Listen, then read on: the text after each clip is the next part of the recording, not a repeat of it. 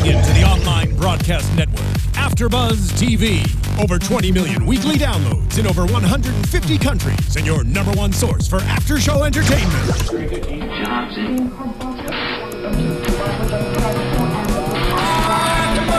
AfterBuzz TV, the destination for TV superfans, producing after shows for over 300 of your favorite TV shows, interviewing celebrities and showrunners, and bringing you behind-the-scenes exclusives. All thanks to E! Entertainment's Maria Menounos, producer Kevin Undergaro, and internet leader Akamai. Now, let the buzz begin! Can't get it. Go Bears! Go Bears! Go Bears! Go Bears! Welcome! I feel like somebody stole my lunch money. Week 3, Monday Night Football, and it was the Bears against the Jets, man. I mean, and obviously everyone knows Stef Z is a huge Jets fan. Yep. It's almost like we're given a disease when we're born. If our parents are like, yeah, root for the Jets, because it's always like this. It's always like a nail-biting game, but yet it's almost like crazy. Like, it really is crazy because it's this, like, every time I think the result's gonna be different, and it's the same shit every game. Do you know what the definition of insanity is? Right, doing the same thing and expecting a different result. I said it. Yes, I said it. Your host, Christina Kaplan, just said that the Jets and Steph are insane. Yeah, that would be me, Stef Z. Who else? Thanks. Yes, besides Steph Z. Who calls you D? Oh my gosh, you guys are out of control right now. Well, would you pay attention to us and not be on your phone? Who's the other one who's just chilling on his phone every show? I'm actually pulling out our records, ladies and gentlemen, because we decided to go ahead and keep a tally of who was picking what teams per week. So I'm only going to lose the ones that the Jets are playing because I'm going to bet for the Jets every week. And we're talking about Monday Night Football, though. Okay, so Stef Z. Right, but no, you also lost last week when you did not choose the Eagles. Oh, snap. She did. I'm the only one. So you're 1 and 2 right now. I'm the only one that's just 2 and 1. The Jets. No, you and I are both 2 and 1. You didn't choose the Eagles? You didn't. What do you mean I didn't choose the Eagles? You did not choose. Wait, who they play? Oh, God, here comes the hate. I don't even know, man. Wait, what do you mean? Wait. No, I know I was the only one that chose the Eagles, and everyone thought they played the Colts, remember? Yeah. It was Falcons, Jaguars, Eagles, Colts, and Chargers, Cardinals. Okay, so, but week 1, I chose the winning team. Yeah, so and I chose the winning team this week. So that's 2 and 1. Oh, you chose the Bears. Oh, I thought you chose the Jets. I don't know why. No, I said I wanted to choose the Jets because I had a feeling I had a feeling that they might win because I want to root for the underdog, but I have to go with the Bears. That's what I said. Well, so I did go with the Bears. So I'm 2 and 1. All right. Steph Z is 1 and 2, and you and I are both 2 and 1. I'm 2 and 1 as well. And the Bears won 27-19 tonight. There were glimmers of hope for the Jets. I thought a couple of times, I'm like, okay, they're going to do it. They're going to do it. Like, are they really going to come back? It's always like this. And I just want to make a disclaimer because I know some of our fans like to write us about stuff and our statistics and whatever. We watch the game. We record right away. Sometimes we're off, but it's the love and the passion that we like to talk about here, too. So I just don't want to be accused of being a sore loser because I'm cool with we lost, but like for me, some of the points about the Jets, it's so true. Like we gave away this ball. Like we didn't lose to the Bears, we lost to the Jets, and that happens time after time after time. And again, it's not me being a sore loser. It's what happens. It's we throw interceptions and we have fumbles, and then there's always these calls that are like so close. I mean, like the Cutler fumble. You know what I mean? It's like we pick it up and run it in for a touchdown, but there's a whistle. Last time there was a timeout and there's a whistle. We get pass interference at the 1 yard line when it was up. You know what I mean? Like clear calls tend to not go in the Jets' favor. Right. It's like a curse. It's like, who did we trade to get this curse? Right. I mean, you can kind of almost argue that. I'm not saying that it doesn't happen a lot to the Jets, but every team, they're increasingly more bad calls being called. And I really don't like, I think just from the top down, I just think like there's a bad energy with the Jets because Michael Vick is wearing number 1 and not number 7. That's just me. I think Michael Vick is, even, a lot of people might say, Michael Vick has never won a Super Bowl. He's not fitting of to be able to just hold a number. I think that he is, based on his impact on the league. And he's been Pro Bowl 3 times. Yeah, I mean, I think he's an outstanding, and I think he's just an outstanding marquee player, and he always has been. And maybe he hasn't lived up to all the expectations of what was expected to him when he came from Virginia Tech. But so what? He still has performed, and he's still one of the most exciting, electrifying players to watch. Now, that being said, I think he should be wearing number 7 and not number 1. You know what? Honestly, I don't give a shit what number he's wearing. I think the boy should see some playing time to see if he can connect some passes. Right. If he can get some first downs, he should keep that number 1. Okay, so let me ask you this then. Do you think after tonight's performance, Geno Smith clearly looked Rex horrible? Is gonna play him. You don't think Vic. No, he's not. Thaddeus is saying. Do you see how many times he played Sanchez time after time after time? Do you see the tattoo that he has on his arm of like his wife in a Sanchez jersey? He is married to his quarterbacks time after time after time. Even at a press conference after the show, he was saying, he's like, things need to get better. And if we can execute in the red zone and things can get better, then we wouldn't even be having the conversation, because what was asked is Michael Vick going to start next week. That's always, and Rex is like, we're going to build this guy. Yeah, but I would love to see Vic play. I hope I'm wrong. I would love to see Vic start from the beginning, give him a start, just see what he can do, because he's a veteran quarterback. He's smart, and as much faith as I have in Geno, and on the offseason, Geno did so much work studying the film, and he got a lot smarter. Vic still there's a presence about him that I think is more, for the team will feel a little bit more secure, which I feel like is what's lacking in the Jets right now. Okay, I can agree with that. I think that Vic is going to get a shot, and if he gets that shot, he's going to take his number back. But not even with that. The thing that sucks, though, is that but he's going to take the position. The Jets, I hope, and this follow me here, I hope if Michael Vick starts, that he does so good.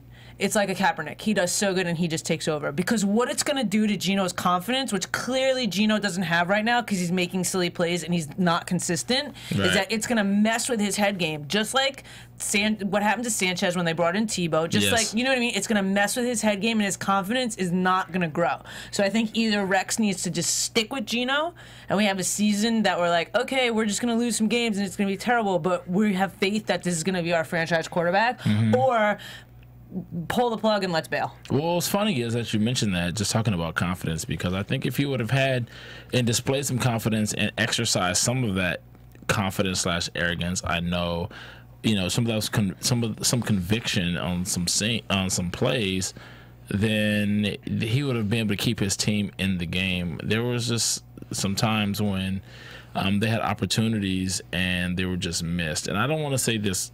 Obviously, it was them as a unit. It obviously just wasn't Geno. I mean, Geno's passes were terrible. You can just go ahead and say I mean, he did. It was pretty bad. He did, but you got to remember there were some drop passes as well. Right. There were times when it just wasn't Nelson him. couldn't catch the ball. Exactly. There were times when guys, and then they had to go to the rollout. He was getting pressured.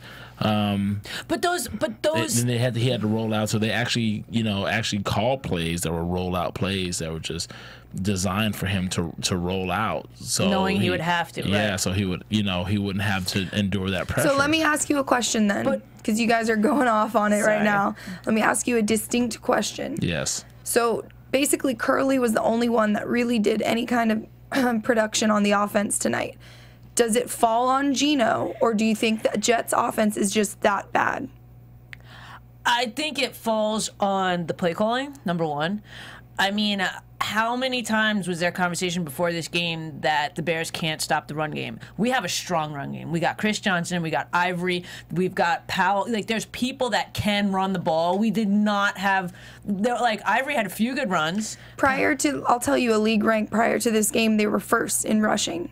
The Jets were ranked #1 in rushing. Yes. And they had 0 run game tonight. Chris Ivory was the only one that really had a couple runs, but Chris Johnson did nothing. No, he got like a little dump pass. But then the Bears secondary is so depleted that it's like, well, how were they able to still stop their run game with, you know, their defense is lacking their roster as well. They like picked out of a hat. Like those guys have never played together. But they had half their roster missing. The Bears. The fact that we didn't try and capitalize on that and have confidence in the thing that's working for us, because Geno wasn't consistent last week either. He had some interceptions. You know what I mean? So it's just like, why are we not going with what works? I feel like there should have been a lot more of a run game. Well, not only that, in the very first minute of the game, he threw an interception, and it never really got better from there. Might have been the second minute. Do you guys have the running stats?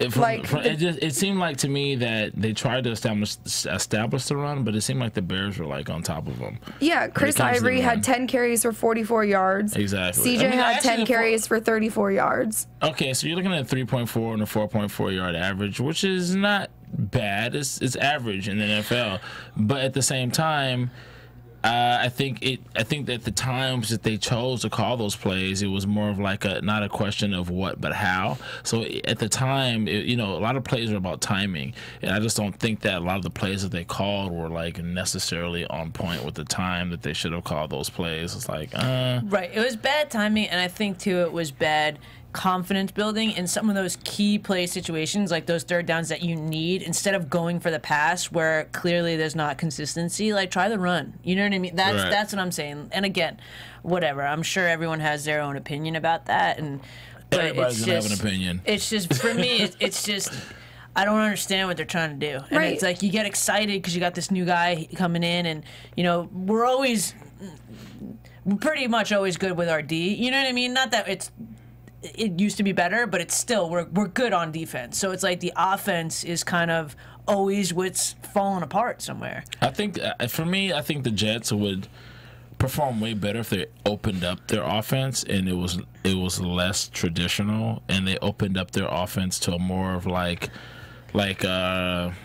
old school Rams type of offense. Like, you got a guy like Chris Johnson, like throw this guy like out there as a flanker and like, run some screens or something. He runs like crazy. He's fast as shit. Like he runs like a 4.240. Like, dude, mix it up. Like, I don't feel like they're mixing it up based on what they have for their personnel. Like, I feel if they mixed it up more with their personnel, that they'd be more productive. If they can use more looks than what they have. I just feel like they're not doing that. They're trying to run a traditional offense with non-traditional personnel. Well, but that's the thing too. If you think about that versus their defense, like how many different ways did they blitz today? Right. You know what I mean? Like every single which way they were collapsing on the quarterback. And it's like they've got all this creativity or imagination, which I think comes from confidence with their defense, which they don't have for their offense. But maybe they need to like go big or go home, and think that maybe if they give that same tools and plays, to the offense, and of course they have plays, not that they don't have plays, but you know what I mean? Like if they start really going for it. I mean, like look at our first game against the Raiders. It's like we kind of had balls. We were going for plays. Even last time we were going for 4th and 4. You know what I mean? Yeah. Well, that was the whole question coming into this game, is which Geno Smith are we going to see? The one from week 1 or week 2? And the Jets were in the red zone 7 times tonight, capitalized once. So I think, honestly, if you don't have a strong quarterback, Jay Cutler and the Bears is a perfect example. He played with confidence tonight.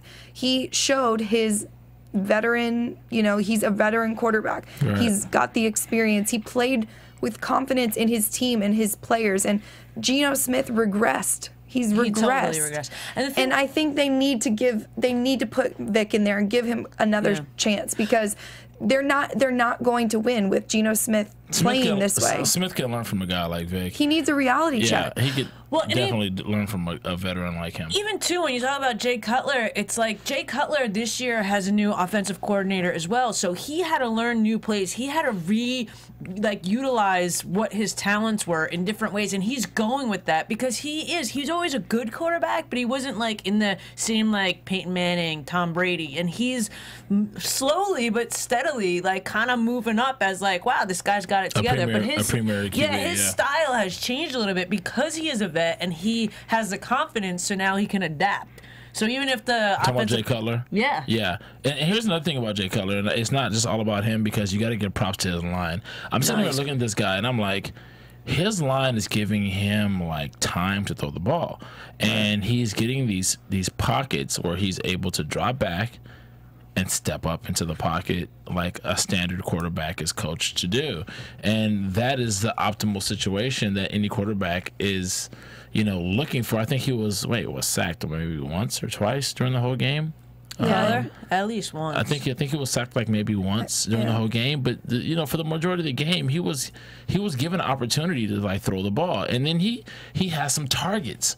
He has some targets to throw to, this guy. So it's not like, if you give him the kind of time that's why I say a lot of things start, like everything, the winning and losing starts right in the dirt, like between the tackles, between the line and the defensive line, the offensive line. If you have a line that can actually protect, and then you can form that pocket, give a quarterback time, and that quarterback, he could be a freaking average quarterback and have some good targets that run half decent routes.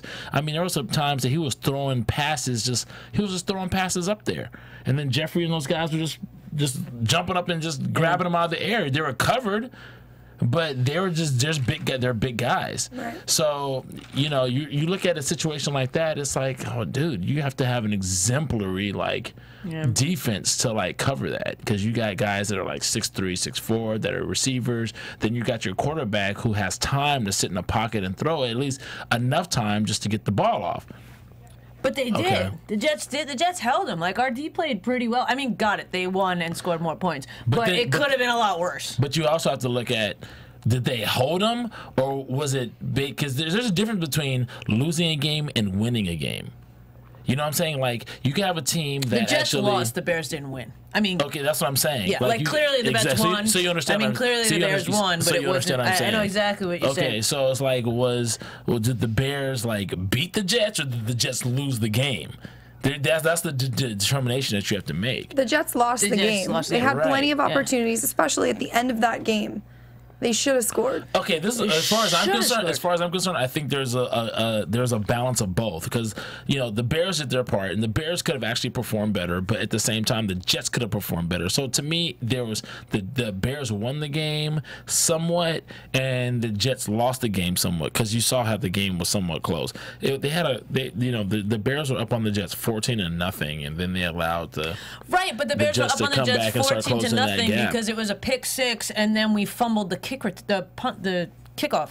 It wasn't like Jay Cutler took him down the field strong from both the opening. No, you're right. You know what I mean? We literally, the second play of the game, Gio threw a pick six. Yeah, and then when they kicked it back off to us, the rookie fumbled the ball. And they had the ball on the 20-yard line. So it's it's not like it'd be different if they came out like how we came out against the Packers last weekend. We came out strong and we got points, and we were up 21-6 or 21-3, then 21-6, and then they came back and won the game. You know what I mean? We got those points to put ourselves and give us that lead. We were like, here you go. You want a touchdown? Here's a pick six. Oh, wait, you want another one? Let me drop the ball. Well, traditionally in football, we lost. The Jets lost that game. Traditionally in football, you want to establish the run, right, to set up the pass. What do you feel the Jets could do better as far as establishing that? They've got a backfield. It's not like these guys have a talented backfield. Our line is a little bit weak, I think. Okay. Our offensive line. I mean, I feel like... But they were able to contain Jared Allen for the majority of the night. They were, but in that, there was other people, and I feel like, for me, this is just my opinion, but for me, if it could be, Gino needs that extra time right now. This isn't an ideal world. In a regular world, if you're telling me, clap my fingers, what could I do? One thing to make the Jets better? Get me a new quarterback. You know what I mean? But the offensive line... there's so much pressure on Gino, and he's not veteran enough to know. Sometimes you just throw the ball away. You don't take a 20-yard loss. Yeah, like he did that. You know what I think mean? they went there in the red zone that one time. Yeah, and like then there's just certain that was things first that half, I think. It's not, to him, he's still like seeing what's going on and reacting to what's going on rather than a reflex of like, this is happening, let me get out. Right. You know what I mean? Like he's not there yet. Right. If you listen to Ray Lewis in the post game, Yeah, with his nice green outfit. Yeah, no, he looked great. But he was saying that the Jets and Geno looked like they're just improvising out there, whereas the Bears look like they have a plan in the huddle. They know what play's going on.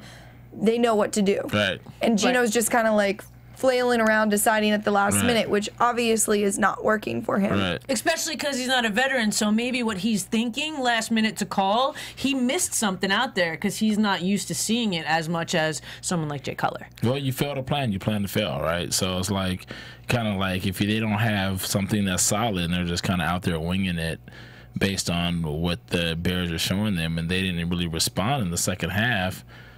It's kind of like you guys aren't playing to win this game. No, you guys, there was it's no like, intensity, too. It's like you guys are out there playing just not to get beat that badly. Yeah. You're not out there to win. You're out there just so you don't look that bad getting beat. But even when we were like, there was like less than 2 minutes left, and it's like, there's no hustle. It's like, okay. Here we go. Like Geno needs to like command. Like this is what's going to happen. We're going to make this work. You know, and he does sometimes. It's funny. He's just inconsistent. Yeah, exactly. It's sometimes funny you mention he that really does. because sometimes he steps up and you're like, okay, he's got this. He's going in there. He's playing with conviction. You can see he's leading the team. And then other times you feel like he's like oh, okay, what do I do? What are we doing? Blah blah blah. And you're like, okay, dude, like. You can't come in one series and just be like, okay, we're going to do this and blah, blah, blah. And then your whole aura on the following series is like, okay, help me. Yeah. He just looks like a rookie. Right. Yeah. What is he, like second, third year? It's his second year. It's his second year. So, Yeah. I mean, yeah, he's still learning. And, you know, there's a learning curve. But I'm not sure if he's, I mean, is he ready to start and lead an NFL team? Like, is he ready to start and lead an NFL team? Well, he wasn't ready. Like, he wasn't set to start last year. Sanchez got hurt in the fourth quarter of a preseason game. Right. So that's where he took over. It was never like, okay, we're gonna trade Sanchez because Geno's ready to play and he's our guy. Like, it didn't happen. Right, but have you guys seen? Did you watch anything of Blake Bortles and Teddy Bridgewater's debuts this weekend? Because both of them looked a lot better than Geno Smith did tonight. Oh, so many rookies do. Look at Andrew Luck. What's his third year? I think so. Yeah. I mean, look at Kaepernick. Look at Wilson. Like, all these guys. No, but I'm saying these guys, this is their very first year in the NFL, rookies. and they look way better than him. Blake Bortles comes out. He has the crappiest team in the league. He comes out, and he looks confident. That's the main thing that I feel like when you're watching a quarterback, and if they have no confidence in themselves or in their team, you can see that. I'm sure the defenses can see that. And they're going to keep pushing on you and keep pushing on you. And either you step up and you create the plays, or you fold under pressure like obviously he did tonight. Right. So it's just very sad.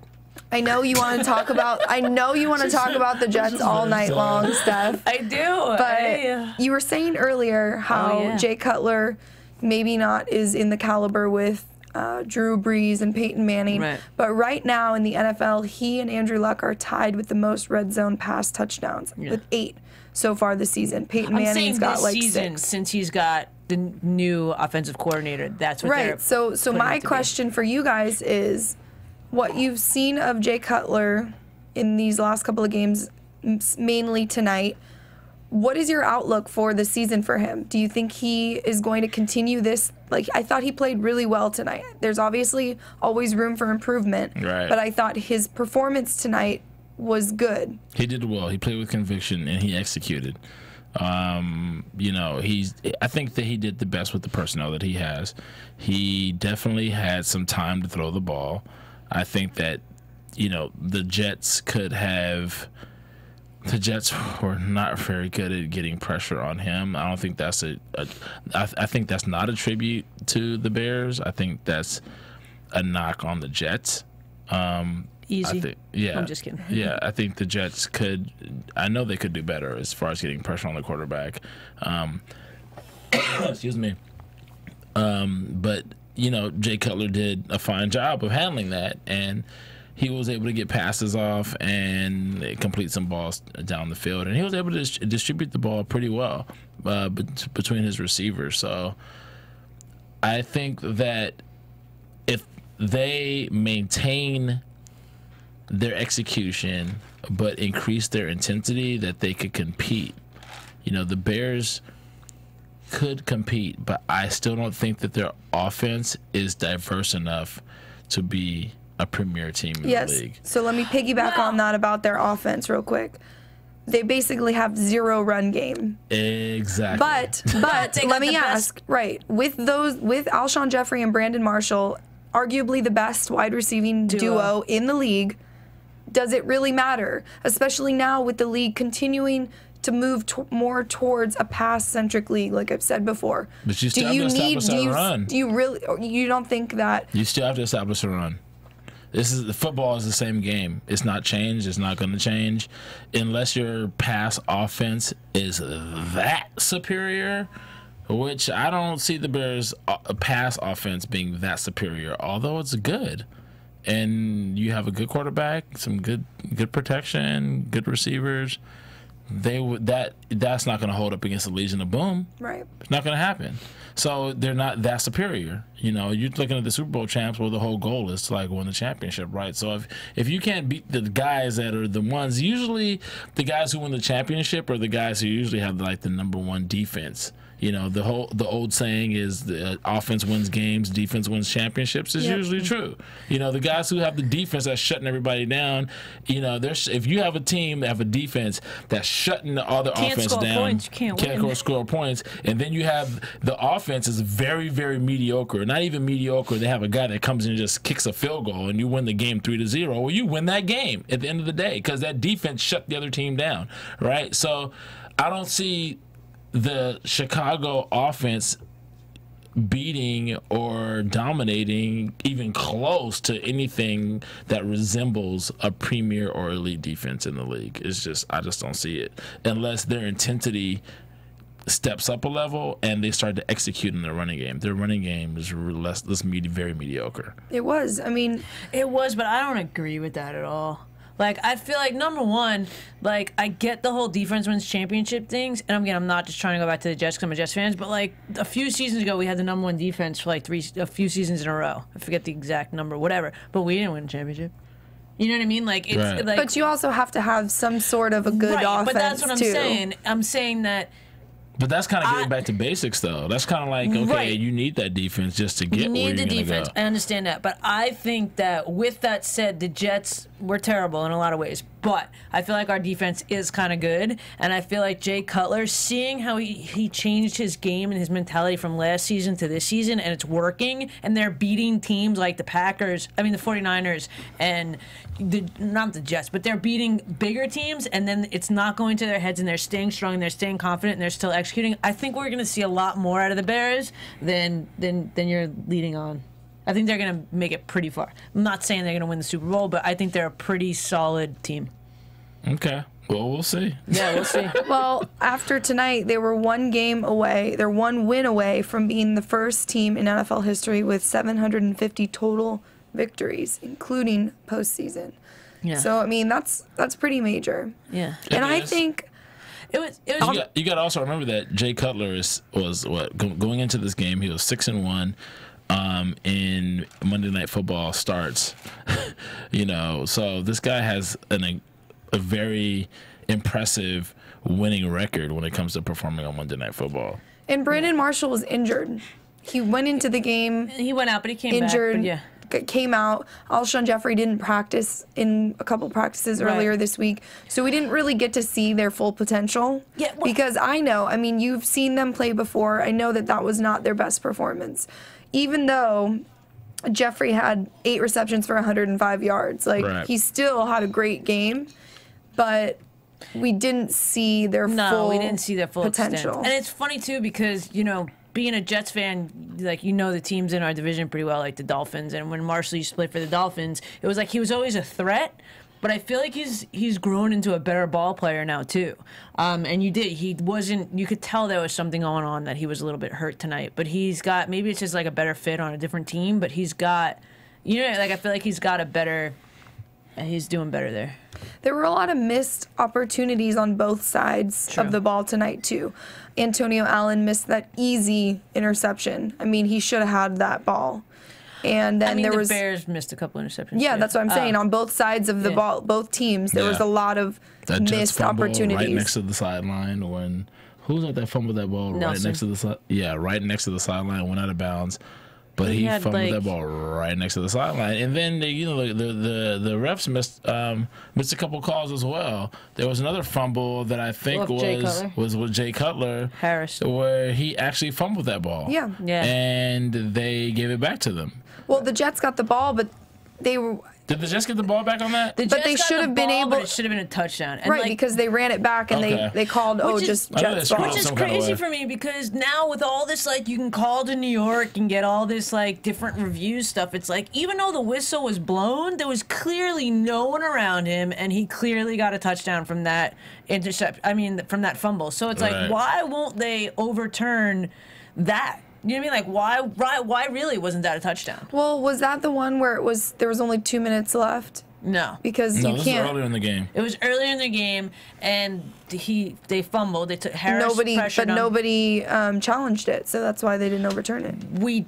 They did challenge it, and they got the fumble. Reviewed it? Yeah, and they got it so that it was a fumble, because at first they thought that he was down, that he had got a leg down, a knee down, but it wasn't. So we got the fumble, but in getting the fumble, what happened with the fumble is we picked it up and ran in for a touchdown. Right. So why doesn't that didn't count though, because they were trying to determine they had blown the whistle. Right, which is kind of like, if you're going to correct the play, correct the whole play. So it kind of because to be honest with you, they could have said, well, we called the play down, so he could have got ran down by another player, but in reality, he wouldn't have got ran down. No, there was no one around him. He picked that ball up. There's nobody around. Plus, he had another player running with him that would have probably blocked any player that would have got close to him. He would have scored a touchdown. Or at least something like that, give him half the distance to the goal. Exactly. And again, I'm not just saying it because it's a Jets thing. You see stuff like that happen, and it's the refs clearly messed up. Yeah. But there's nothing in place. And we're seeing all these changes with these rules. So what happened after that? What happened after that? We got a field goal. Bless you. Yeah, you got a field goal. And they took the ball from that point right there. Yeah. Yeah, that's really whack. And that's one of the horse crap. That's one of the things I'm not really appreciating about the NFL, and how they, all around. When it comes to, it's like kid gloves played with quarterbacks, and then the mistakes quarterbacks make, and I don't know. It's I feel like they do some voodoo trick when it comes to looking at quarterbacks. They train them to look at quarterbacks a certain kind of way. Look, quarterback is just another player on the field, just like any other player, except he just is the first one to touch the ball after the snap, and he just throws it. These guys, if they fumble the ball, they can fumble the ball. These guys are not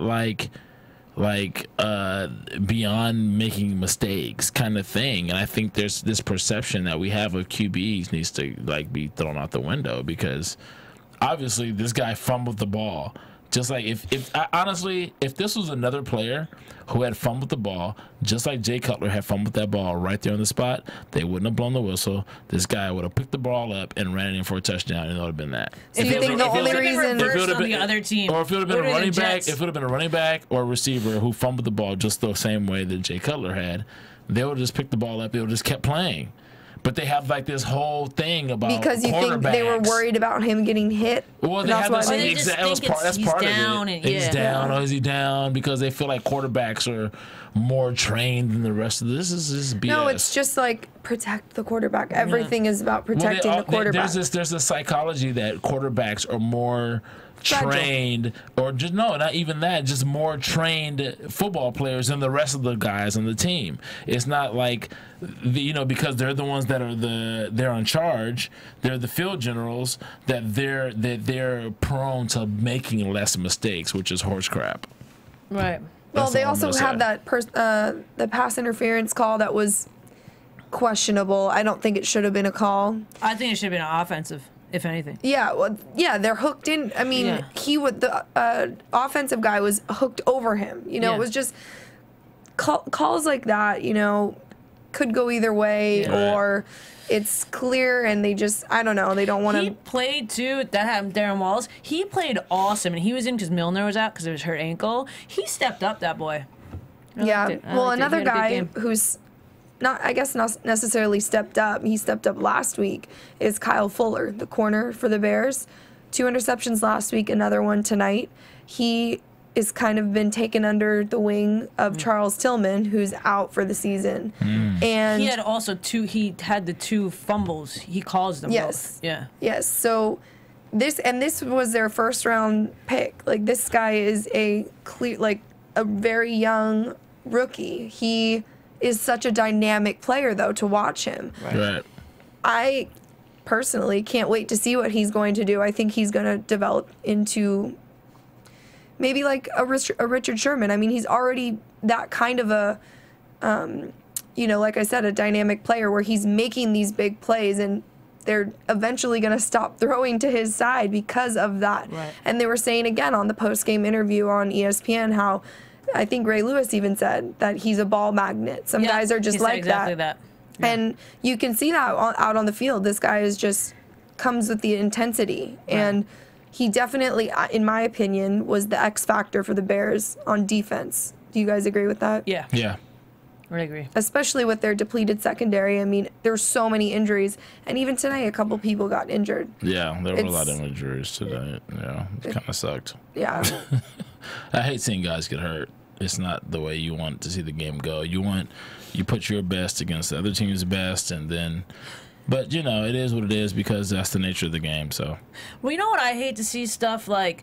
I hate to see, like, the Eric Decker situation. It's like, clearly he's doing well. Clearly he's, like, a new guy for us. He's giving new life to our offense. And he was out, you know what I mean? He had a hamstring injury. They put him in, and then he's out again. So it's like, instead of resting him for one more week and then maybe him being really healed and able to play, it's like now he re-injured himself, and now what? How long is he going to be out for now? You know what I mean? Right. It was just like, man. And, of course, when he was in, he made some great plays, and you get really excited. But it's like, to have players go in and out for the same injury that was there the previous week, to me, I think is just a little bit of poor planning. Yeah. Well, I think maybe their idea was we don't really have anyone else. Eric Decker kind of is their number one player on offense. At least there's their number one receiver. Yeah. So I think maybe their thoughts were, well, we don't really have anyone else, so let's, he probably said, I'm sure Thaddeus, you felt this way if you ever had an injury, like, just let me play, even though, maybe you shouldn't be. I'm sure it was that, Yeah, of course. And guys play hurt all the time, and guys don't play injured all the time, but they still play injured. Injured is when you're supposed to not be playing. You're playing hurt, It's the nature of the game. You're going to play hurt. You're always going to be recovering from some bone bruise, some muscle bruise, some pull, some tear that you just got to get treatment for and just tough it out and play next week. You're always going to play the game of football hurt, but you're never supposed to play injured. But I like that.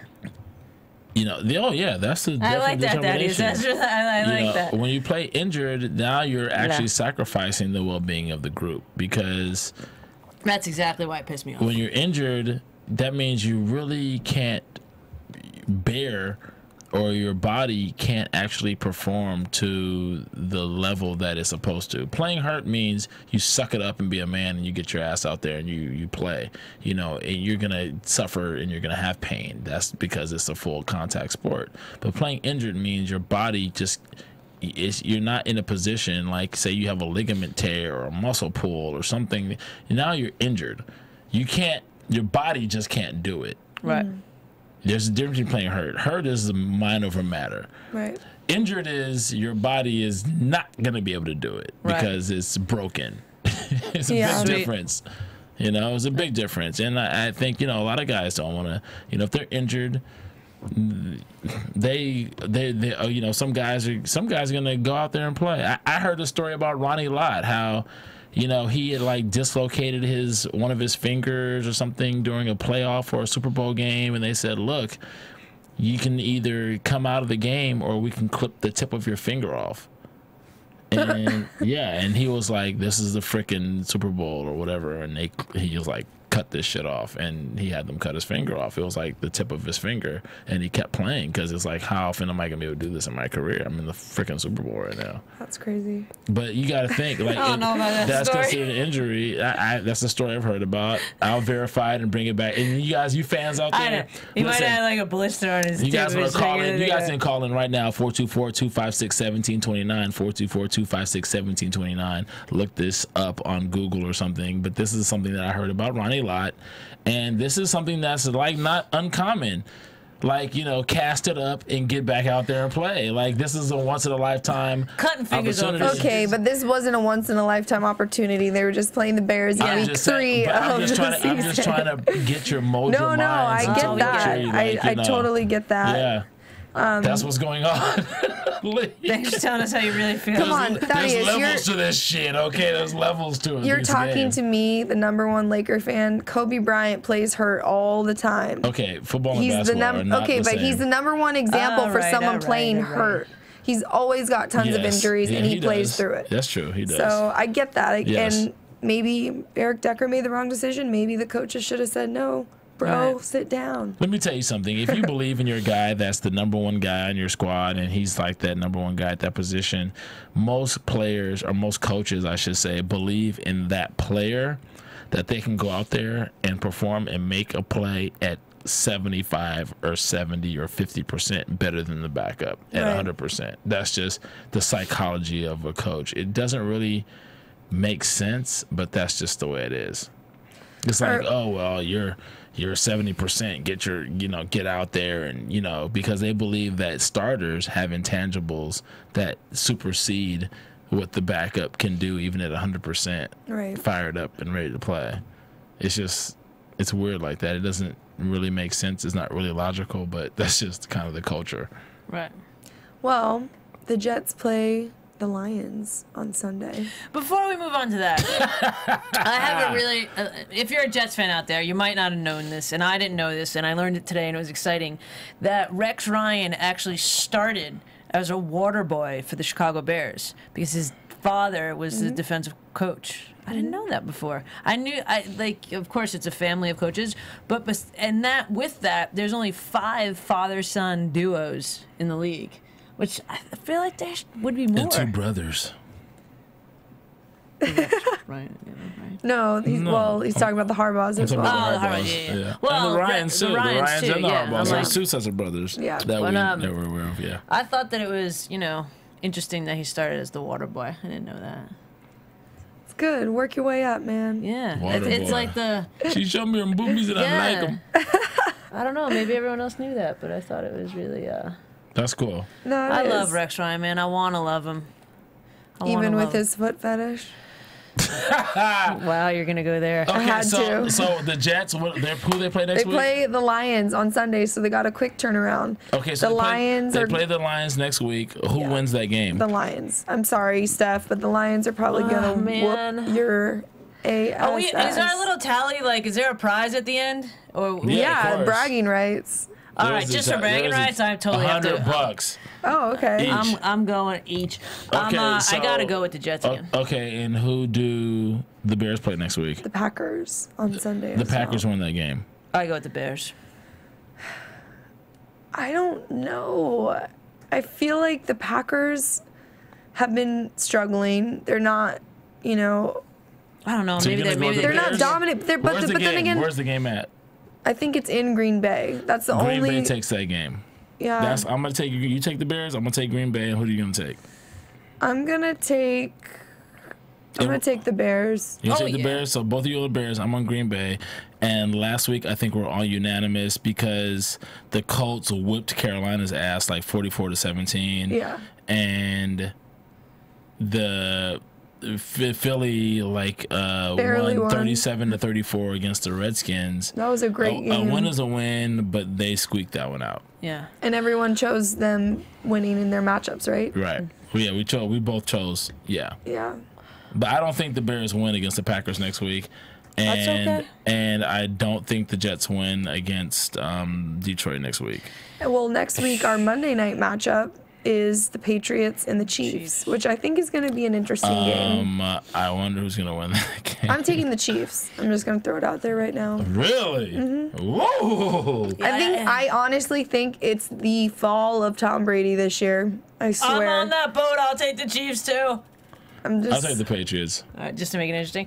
But we do have some news. Yeah, let's go into some news. Oh, you know what else? AfterBuzz TV News. You guys might know this already too. Go but ahead. Did you know that it's 40 years for Monday Night Football, and the Jets played the first Monday Night Football game? Does anyone know who they played against? The Jets played their first Monday Night Football game. The first, when they thought, oh, let's try out this Monday Night Football thing. The Rams. No. The Cowboys. The Cleveland Browns. No way. Yeah, and the Browns won 31-21. Anyway, funny. that was my The other Cleveland tidbit. Browns against the New York Jets. First Monday Night Football. That was 40 years ago. Yep. 1974. Cool. And said- who was the quarterback? Was it Broadway Joe? Or was It that probably before was that? because we won the Super Bowl January 12th, 1969, Jets vs. Colts with. I so want Johnny Manziel to be the next Broadway Joe. No. Stop it. Let's stick to Back to news. What's news. wrong? What's wrong with that? Let's not talk about Johnny has football that- unless has he's that- on he our has Monday that Night flavor. Football. He has that flavor. I want him to be there. Yeah. Anyway, go ahead. So, Steph, enlighten us on some of the news you were talking about earlier. So we all know by now what's been happening with the Adrian Peterson thing. Nike pulled the sponsorship. He's not playing Whack. right now. Yeah. Whack. An interesting fact came up today when I was researching some stuff. Apparently, Hope Solo, the goalkeeper of the women's national soccer team. Wasn't she with that tight end from? Yeah, she's married to a football player, I think. Yeah, But Jeremy that's- something. Yeah. Yeah. But the news is apparently on June 21st, she had a violence dispute with her nephew and her half sister, and it left scars on her sister. There was bruises on the nephew, and apparently in that situation, people are starting to be like, "Well, why is Hope Solo playing? Because she is scheduled to start the next soccer game." And apparently, with her court date, they actually pushed the court date off to accommodate her soccer schedule. So she's not set to appear in court until November 4th. With that, she's able to play until then. So a lot of people are starting to compare, like, oh, so since it's a dude and a football player, he's going to get all this stuff taken. But since she's not, and she's a woman, Nike hasn't pulled sponsorship from her, and she's still playing. So I think it's a very interesting conversation that somebody, started having. I think that it's not right. Interesting. Everyone should be treated fair, especially that there's a child involved. Right. I mean, children are innocent; they can't really help themselves for the most part. So, Yeah. to say that you agree that you don't think it's right for this father to discipline his son the way that he did, but you're saying, okay, it's fine that whatever happened with her and her nephew, we're just gonna, forget about it. That's you're contradicting yourself. And Yep. why would anyone believe in you as a corporation if you can't Yeah, and stick Nike to the has- same morals? Nike has yet to respond So about Nike sponsors Hope Solo, that. Yeah. and they haven't pulled anything. No. Well, The other interesting thing. there are circumstances that are just so blatantly obvious about why certain things. It's just like, okay, why, bring it up. But I mean, there's, No, I know I know where you're going, and you but probably it's don't just- want to go there. I don't, because it's just I so know where you're going to. old. Even though it is what it is, it's just old, and Right.